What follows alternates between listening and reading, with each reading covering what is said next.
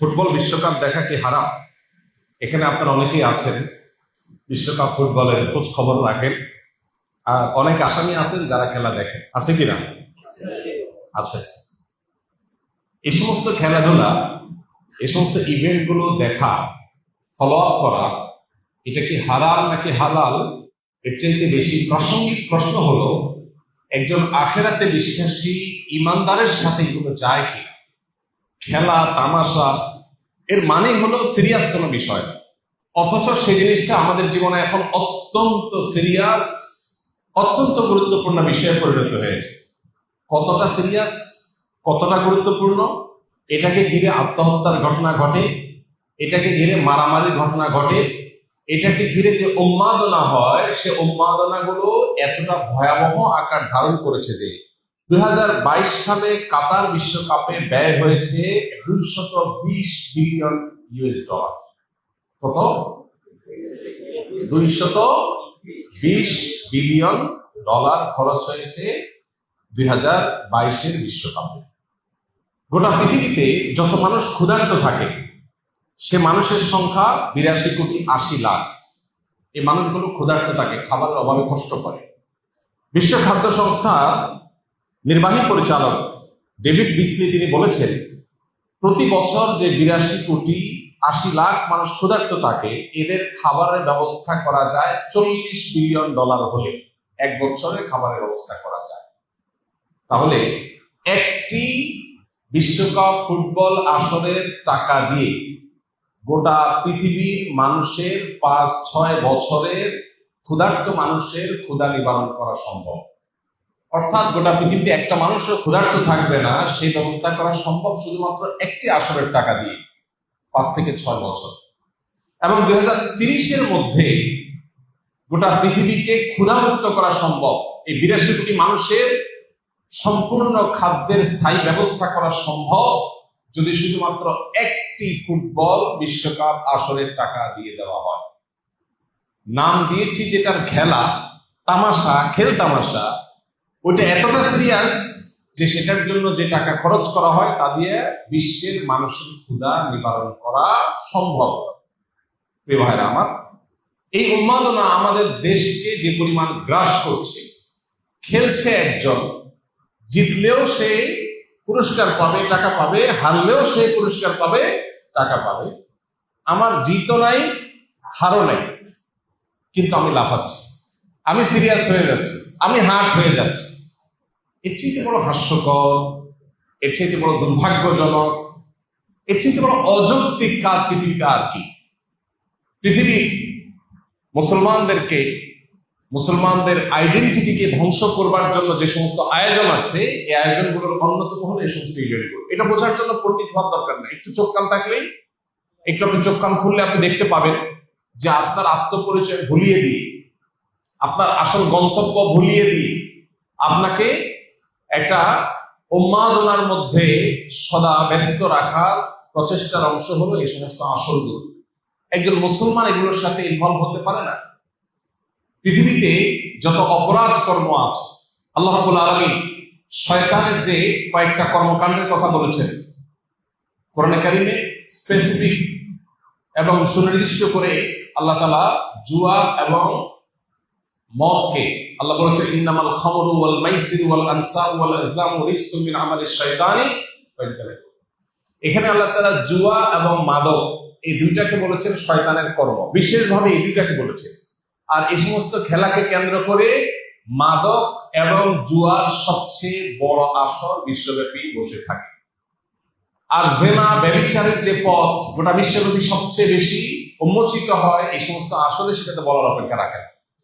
একজন মুসলমান যে আখিরাতে বিশ্বাসী, জান্নাতে বিশ্বাসী, আল্লাহতে বিশ্বাসী, তার বেঁচে থাকার জন্য তো বহু বিনোদনের ব্যবস্থা ইসলাম রেখেছে।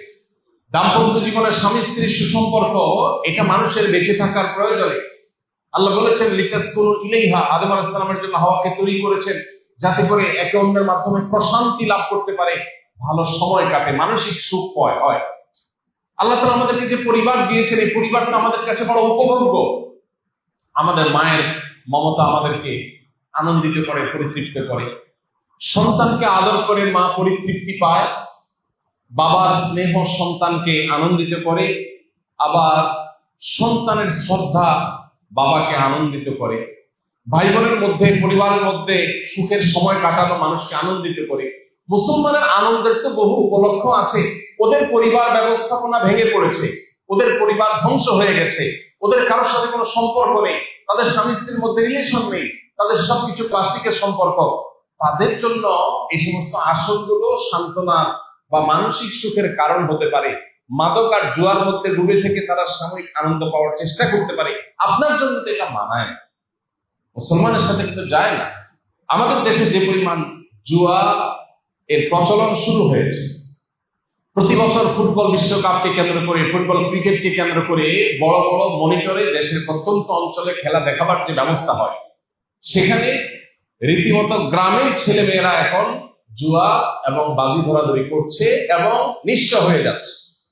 গত কয়েক বছর আগে ক্যাসিনো কাণ্ডে বহু কোটিপতি লাখপতি রাস্তার ভিখারি হয়ে গেছে, এটা নিয়ে বহু নিউজ হয়েছে, অনেক রতি মহান্তি গ্রেপ্তার হয়েছে, আপনারা জানেন। অথচ অনলাইন জুয়া এটা আজকে পকেটে পকেটে ঢুকে দেওয়া হচ্ছে। যে জুয়ার বিরুদ্ধে আমাদের সরকার এবং প্রশাসন সংগ্রাম করে চলছে, যে জুয়ার থাবা থেকে সমাজকে বাঁচাবার চেষ্টা করছে, সেই জুয়া আমাদের দেশে সবচেয়ে বেশি প্রবেশ করে স্পোর্টসের হাত ধরে, তথাকথিত খেলাধুলার হাত ধরে। যতগুলো খেলাধুলার আসর হয়ে থাকে, অনলাইন ইভেন্ট হয়ে থাকে, এগুলোকে ঘিরে আমাদের তরুণদের মধ্যে, যুবকদের মধ্যে জুয়ার আদান প্রদান এবং জুয়া খেলার টেন্ডেন্সি এটা ব্যাপকভাবে বাড়ছে। এই বিষয়টাকে কর্তৃপক্ষের গভীরভাবে মনোযোগ দিয়ে দেখা উচিত। যদি এটা দেখা হয়, তাহলে সেক্ষেত্রে একে তো নীতিনৈতিকতার যে অভাব, সেটা আমরা কিছুটা হলেও দূর করতে পারবো। যদি আমরা এই উন্মাদনা থামাতে পারি, তাহলে আমাদের তরুণদের মধ্যে যে বহে যাওয়ার প্রবণতা, সেটা কিছুটা হলেও কমানো যাবে। জুয়ার যে প্রবণতা, সেটা কিছুটা হলেও কমানো যাবে। তরুণদের মধ্যে যে উচ্ছৃঙ্খলা, কিশোরদের মধ্যে যে উন্মাদনা, কিশোর গ্যাংয়ের মতো অপরাধ প্রবণতা বাড়ছে, চাকুশিটা করার, হেয়ালিপনা করার প্রবণতা তাদের মধ্যে বাড়ছে, এটা কিছুটা হলেও কমানো যাবে যদি তাদের মধ্যে দিন চেতনা জাগ্রত করা যায়। আর পশ্চিমাদের তৈরি এই সমস্ত বস্তা পচা সস্তা কৃষ্টি কালচার থেকে সমাজকে বাঁচাবার ন্যূনতম চেষ্টাও করা যায়। কিন্তু কে শোনে কার কথা? দুর্ভাগ্যজনক বিষয়, অনেক নামাজি কালামী মানুষ এই সমস্ত খেলাধুলার খোঁজ খবর রাখে। ভাইরা আমার, আমরা আসুন তওবা করি, আল্লাহর কাছে জবাবদিহি করতে হবে। কোরআনে কারীম সূরা মুমিনুন 18 নম্বর পারার প্রথম সূরা, আল্লাহ তাআলা এই সূরাতে বলেছেন, জান্নাতুল ফিরদাউসের অধিকারী হবে যে মানুষেরা, যারা আল্লাহর কাছে কিয়ামতের দিন সফল ঈমানদার হিসাবে উঠবে, সার্থক মুমিন হিসাবে আল্লাহর সামনে হাজির হবে। তাদের বৈশিষ্ট্য হলো ওয়াল্লাযীনা হুম আনিল লাগবি মুরিদুন, যারা অহেতুক ক্রিয়াকর্ম থেকে বেঁচে থাকবে। নবীজি সাল্লাল্লাহু আলাইহি ওয়াসাল্লাম বলেছেন, মিন হুসনি ইসলামিল মারই তারকুহু মা লা ইয়ানি, একজন মানুষের ইসলাম সুন্দর হবে যখন সে অহেতুক অনর্থক কাজ পরিহার করবে। অনর্থক কাজ করে সে কখনো ভালো মুসলমান হতে পারে না। এই জন্য ভাই, খেলাধুলা যেটা আমার পার্থিব কোনো উপকার বয়ে আনছে না, আখিরাতের কোনো উপকার তো নাই, এরকম একটা অহেতুক কাজের পেছনে শত সহস্র হাজার হাজার ঘন্টা বরবাদ করা, এই উন্মাদনার পেছনে লক্ষ লক্ষ কর্মঘন্টা ধ্বংস করা, আমাদের শিক্ষা, আমাদের কর্ম, আমাদের অর্থনীতি, আমাদের সবকিছুর জন্য যেটা ধ্বংসাত্মক, যেটা আপাত দৃষ্টিতে কোনো উপকারিতা নেই বললে চলে, এরকম একটা উন্মাদনার পেছনে একটা জাতির বড় অংশ ঝাঁপিয়ে পড়বে, সে দুর্ভাগ্যজনক বিষয় কিছুই না।